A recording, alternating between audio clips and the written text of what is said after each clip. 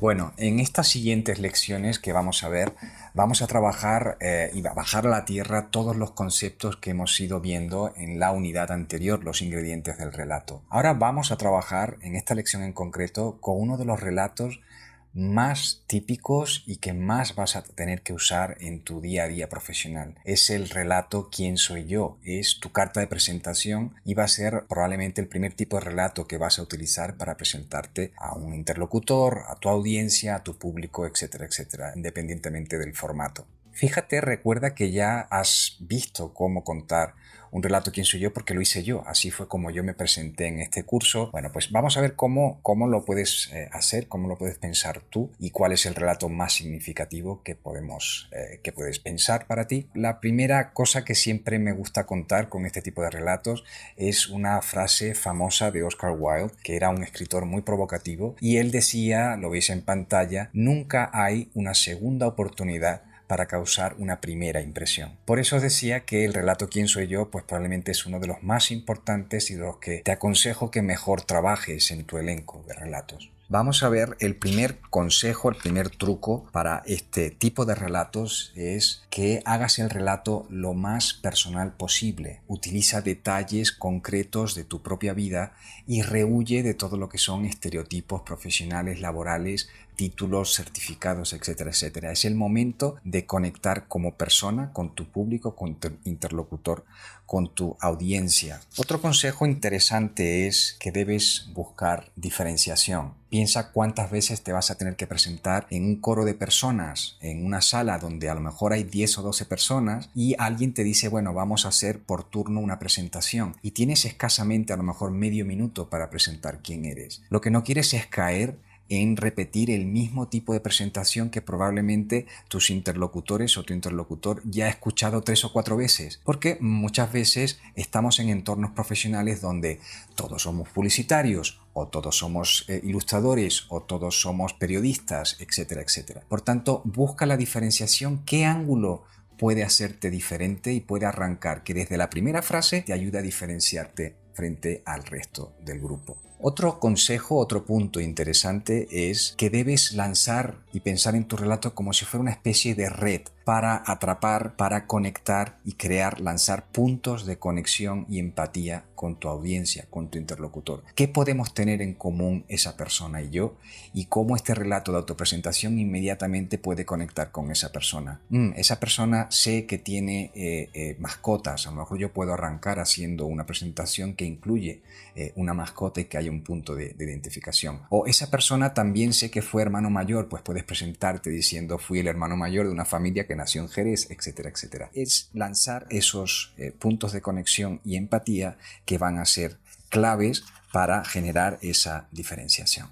Otro consejo que te puedo ofrecer es que primero intentes conectar como persona y solo después como profesional. Muchas veces nos lanzamos directamente a hablar del asunto profesional que nos trae y nos olvidamos que las conexiones y la credibilidad y la presentación primero debe estar orientado hacia esa conexión personal y a entenderte a ti como persona, y luego, una vez que hay una conexión humana, entonces entran factores más racionales de conexiones profesionales. Por tanto, primero haz hincapié en esos detalles que van a ilustrar, a iluminar áreas de tu forma de ser, de tu personalidad, y luego, posteriori, cuando ya estés totalmente seguro o segura de que tu audiencia ha conectado con esos aspectos más humanos, puedes pasar a aspectos profesionales. Vamos a ver el primer ejemplo de esta lección. Es Barack Obama, recuerda, uno de mis ídolos, uno de mis grandes maestros, y es el primer discurso en el Congreso Democrático del 2004. Prácticamente nadie conocía al hasta entonces previamente senador Barack Obama, y solamente la gente de Illinois conocía relativamente su figura, su personaje, su historia multicultural, y por tanto es la primera vez que él se presenta a todo el partido como un potencial futuro líder del partido, y da unas claves muy personales para presentarse como potencial candidato a una audiencia que en aquel caso era masiva, miles y miles de personas y pues probablemente millones de medios de comunicación siguiendo su discurso. Vamos a verlo. For the privilege of addressing this convention. Tonight is a particular honor for me because, let's face it, my presence on this stage is pretty unlikely. My father was a foreign student, born and raised in a small village in Kenya. He grew up herding goats, went to school in a tin roof shack. His father, my grandfather, was a cook, a domestic servant to the British. But my grandfather had larger dreams for his son. Through hard work and perseverance, my father got a scholarship to study in a magical place, America, that shone as a beacon of freedom and opportunity to so many who had come before. While studying here, my father met my mother. She was born in a town on the other side of the world, in Kansas.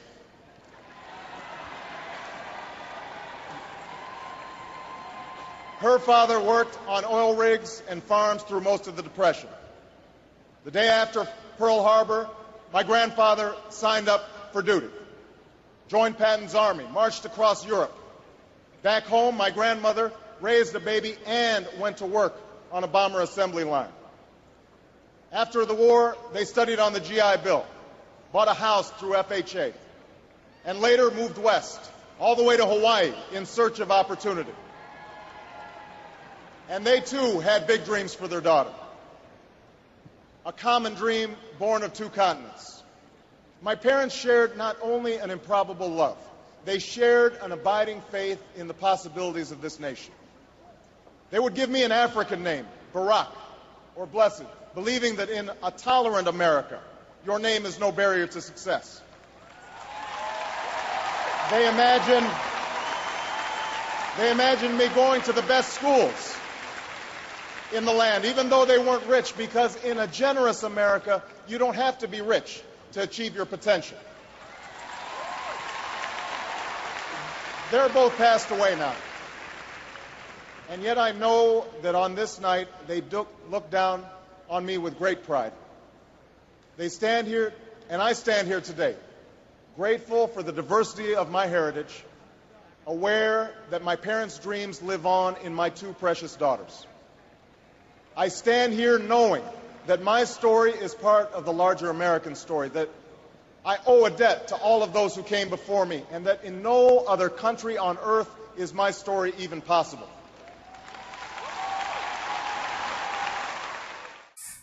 Bueno, los aprendizajes de este relato, de este discurso muy personal de Barack Obama son los siguientes. El primero, fijaos cómo la primera frase que él lanza después de agradecer la oportunidad de acercarse al podio es decir algo que claramente incrementa la tensión desde el primer momento. Él dice, mi presencia en este podio es bastante atípica. Y todo el mundo que tiene la cultura estadounidense piensa, es verdad, un afroamericano en este podio y elegido como una persona que va a presentar el candidato realmente sí que es atípico, así que él arranca casi en media res con un conflicto. No me estabais esperando aquí en este lugar en este momento, ¿verdad? Lo segundo es un conflicto de relación con la cultura blanca en Estados Unidos, donde él va a contar quién es él en clave de historia familiar, de sus vínculos familiares, donde él habla de que su padre era extranjero, era alguien que emigra a la universidad en Hawái, como luego su madre era una mamá blanca, como hay una combinación y eso marca su vida, como él no siempre tenía o estaba reconciliado al 100% con ese origen multicultural, como él habla de la extracción humilde tanto de su padre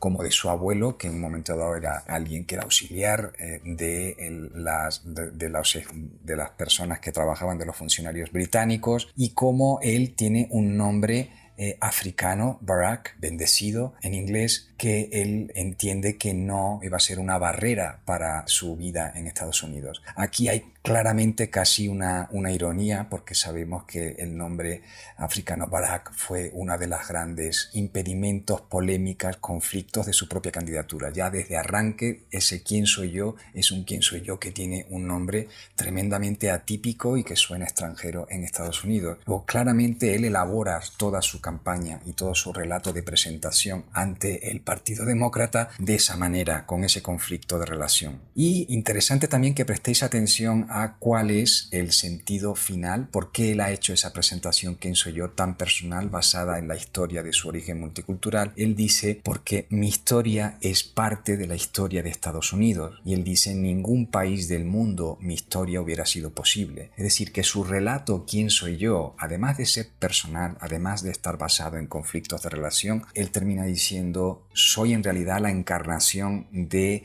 ese Estados Unidos que todos los demócratas amáis, que es ese Estados Unidos que no discrimina a las personas por su color, que no discrimina a las personas por sus nombres. Bueno, él es la encarnación en realidad de esos valores democráticos, y la totalidad de ese relato que hemos visto que presenta puntos de conexión y empatía, presenta una diferenciación altísima frente a los otros oradores que se han ido turnando para hacer los distintos discursos. Él logra al final del todo transmitir el sentido vital y cerrar diciendo, esto que soy yo, ¿quién soy yo? En realidad soy fruto de ese Estados Unidos que vosotros amáis, que es la visión democrática multicultural de este país. El segundo relato, ¿Quién soy yo?, es de un autor de cómic y dibujante que hemos mencionado y que es una de mis referencias, el italiano Milo Manara. Es un relato que tiene una clave que es muy interesante. Vais a ver cómo él se ríe de sí mismo y él se ríe de su éxito. Para los que no lo conozcáis, es un dibujante que se hace famoso por su cómic erótico y en concreto por el dibujo de mujeres,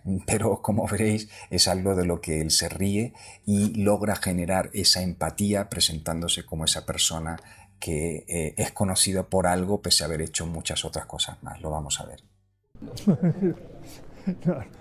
Non credo di lasciare troppa eredità, ma non ho neanche mai pensato, diciamo, avere... In realtà anche il fumetto, così come molte altre attività umane, è una catena che passa da un autore all'altro, come appunto vediamo nella pittura. C'è Caravaggio, dopo Caravaggio viene Velázquez, dopo Velázquez viene Goya, dopo Goya viene Picasso, è tutta una catena, insomma. Per cui penso che io faccio parte, sono un piccolo anello di questa catena, ma non mi pongo nessun problema sul piano dell'eredità.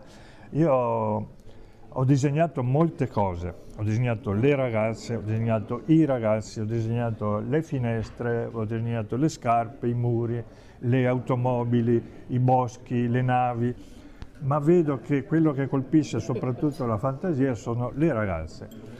Credo che non sarò mai ricordato come il disegnatore delle finestre, però io ho cercato di disegnare con lo stesso impegno anche le finestre, le maniglie, ma vedo che, e questo sono felicissimo, perché queste ragazze colpiscono la fantasia.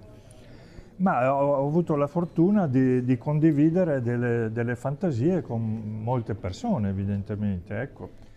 Bueno, como veis, vamos con los aprendizajes de Milo Manara, ese divertido autor. Lo primero es fijaros la humildad con la que él se presenta como persona. Probablemente es el dibujante de cómic erótico más famoso en todo el mundo en el siglo XX, y él dice, en realidad soy una cadena, un pequeño eslabón, dice él con total humildad, de una cadena de artistas, y por tanto mi misión es ser ese pequeño eslabón en la cadena. Luego, primera cosa, humildad y prestar atención a de dónde viene uno y cuáles son sus referencias artísticas para presentarse como una conclusión del trabajo de otras personas, ¿no? El segundo factor interesante es el conflicto interno. Fijaos cómo él dice, yo pinté muchas cosas, pinté chicas, pinté chicos, pinté zapatos, pinté ventanas, pinté coches, etcétera, etcétera, pero lo que llama la atención son las chicas y eso es por lo que la gente me recuerda, y él hace la broma de nadie me recuerda como una persona que pinta maravillosas ventanas, ¿verdad? Pese a reconocer un poco la frustración con una risa que hace que conectemos como personas y que lo veamos como un autor diferente, que, bueno, pues en vez de presentar su obra como algo premeditado, estudiado y sudado, lo presenta más bien como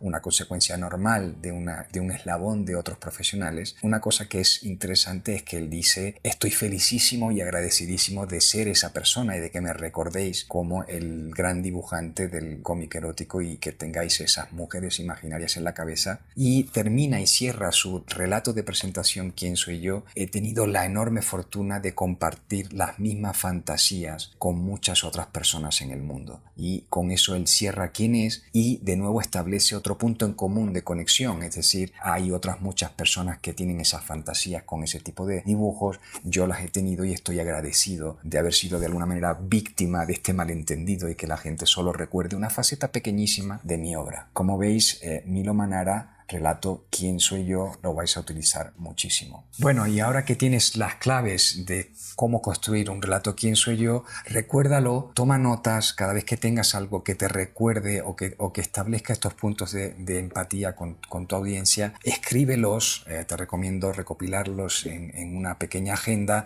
y escribirlos antes que contarlos o recordarlos de memoria. Escribirlos y hacer esos apuntes te va a servir para volver a ellos y a lo mejor modificar distintas versiones de ese relato ¿Quién soy yo?, en función de la audiencia o el interlocutor o interlocutora que tengas delante. Después del relato ¿Quién soy yo?, el segundo tipo de relato de uso frecuente que vamos a ver es el relato ¿para qué estoy aquí?